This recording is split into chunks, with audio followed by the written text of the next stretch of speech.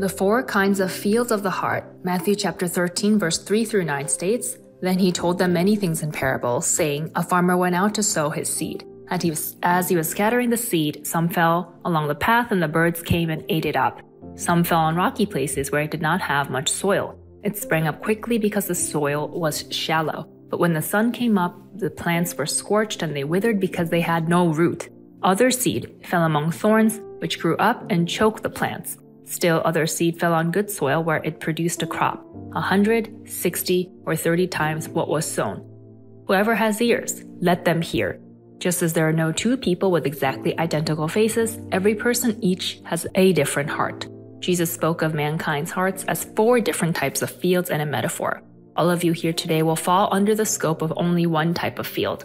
We hope you can examine, confirm, and understand what type of field is that of salvation and blessings, and reveal your field of salvation. Jesus spoke of heaven in many different metaphors. Among them was the metaphor of spreading the seed. Matthew chapter 13, verse 24 states, Jesus told them another parable. "The kingdom of heaven is like a man who sowed good seed in his field." Thus, the main Bible verse for today, which refers to spreading the seed, is also a metaphor for heaven. If a seed is spread, then that seed will sprout, grow leaves and flowers, and bear fruit, and eventually be harvested. Matthew chapter 13, verse 39 states, "And the enemy who sows them is the devil. The harvest is the end of the age, and the harvesters are angels." The Bible states that the metaphor of the harvest refers to the end of the world. The word about spreading the good seed and harvesting it refers to the end of the age. And at that time of the end of the age, how we are harvested as fruit will determine our salvation. The weeds are the sons of the evil one.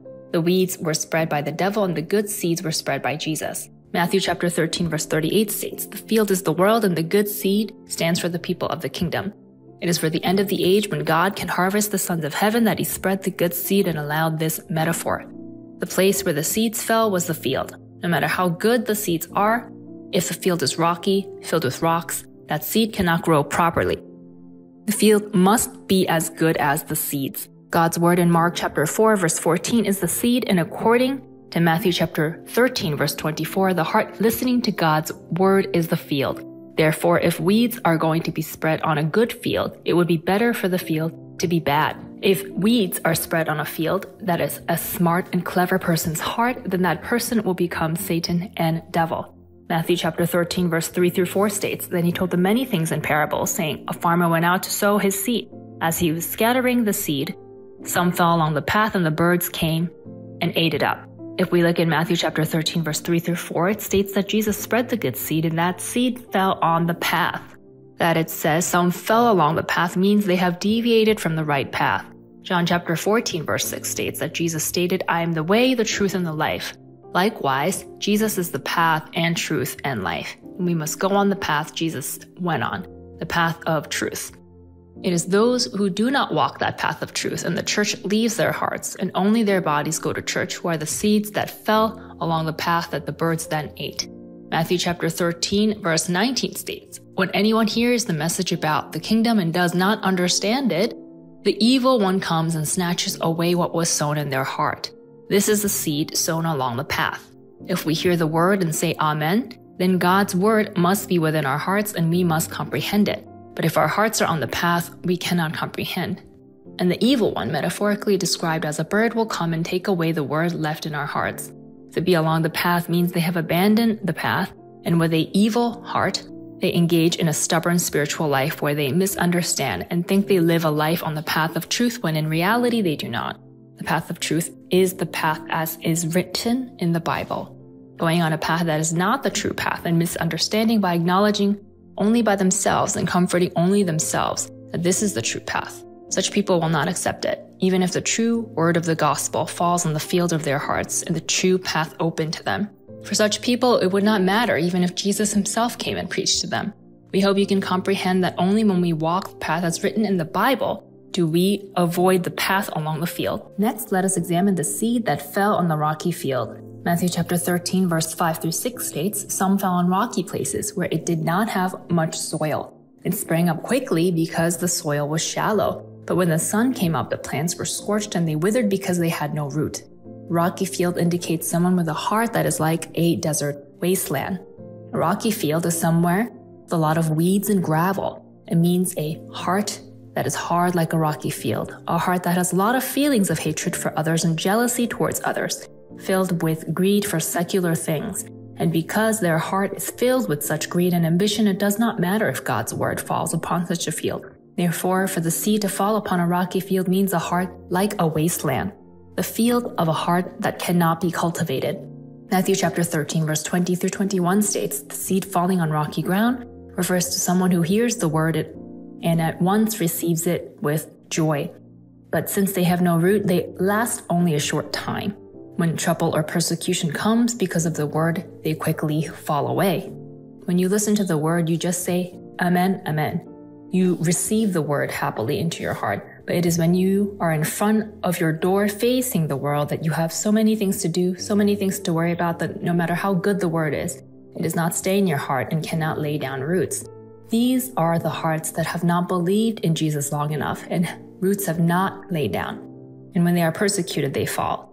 The way of truth is like gold. In order to become good gold, it must pass through heat in the mold. If one is to become like good steel, one must also pass through heat in the mold.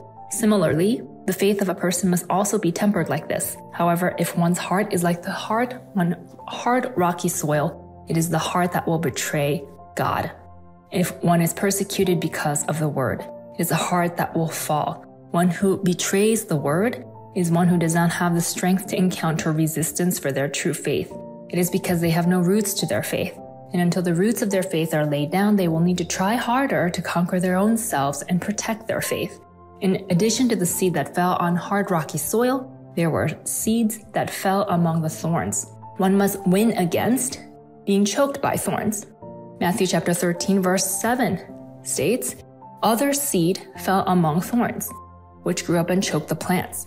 A true Christian is someone who believes that Jesus is alive and will take responsibility for everything in one's life and hopes for this. There are also Christians who do not believe the words in the Bible and merely diligently go to church and live a life that has nothing to do with the Bible. The seed that fell amongst the thorns are these types of people who are devoted to the church and its traditions without any thought for the word. Matthew chapter 6, verse 24 states, No one can serve two masters. Either you will hate the one and love the other, or you will be devoted to the one and despise the other. You cannot serve both God and money. These are people who make themselves noticeable in their faith. They pay lots of tithe and make themselves noticeable to others. These are the people who make the excuse that their lives are just busy, their worldly lives, and they come to church once a month. These are the people for whom God isn't their God, but their world and job becomes their God. These are people for whom God isn't the cornerstone and foremost in their lives, but their worldly riches are first, and they think of their faith second. These are people who worship their riches over God. Matthew chapter 13, verse 22 states, The seed falling amongst the thorns refers to someone who hears the word, but the worries of this life and the deceitfulness of wealth choke the word, making it unfruitful. Therefore, you must work hard in your worldly life, but when you concentrate on your faith, you must put the worldly needs aside. You must have faith to do God's work. On Sunday and Wednesday, you must not have other worldly events. Put aside your worldly events and be the kind of person who can diligently do God's work. Therefore, you should not worship both God and secular wealth. Realize that those people who worship both God and worldly wealth are the seed that have fallen amongst the thorns. Only those who avoided becoming seed that has fallen amongst the thorns can be seed that fell on good soil. Then let us examine the seed that has fallen on good soil. Matthew chapter 13, verse 23 states, But the seed falling on good soil refers to someone who hears the word and understands it.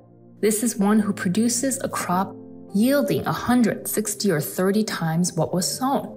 If the field falls on good soil, then it can produce a good crop and yield much. The seed that fell on rocky places, on thorns, or on a path cannot yield a good crop. It was said that seed that fell on good soil could yield 100 times what was sown. This is to say that it matters what kind of soil you make your heart into. Your heart that will have seed fall into it. To everyone here, when you have made your heart into good soil, seed will fall into it. God's word will automatically yield good crops. And at the end of the world, we can become the good fruits that God wants and enter the warehouse of heaven. Revelations chapter 14, verse 4 through 5 states, These are those who did not defile themselves with women, for they remain virgin. They follow the Lamb wherever he goes. They were purchased from among mankind, offered as first fruits to God and the Lamb. No lie was found in their mouths. They are blameless. They are brought into custody by humans, therefore these are humans. These are people who are purchased from among mankind and given as first fruits to God and the Lamb. And there are no lies in their mouths, and they are blameless. And the 144,000 are also without lies in their mouths and blameless. These are the people who can be good soil and yield beautiful fruit. Realize and understand that we can all cultivate our hearts to be good soil. And this is when we can be harvested as the first fruits amongst humans that God wants. No one can be good soil 100% of the time. There are many rocks that must be removed from our hearts. We must cultivate our soil and to make it into good soil with effort and difficulty. I pray in Jesus' name that this is when we can be harvested as the precious and beautiful first fruits amongst mankind that God wants.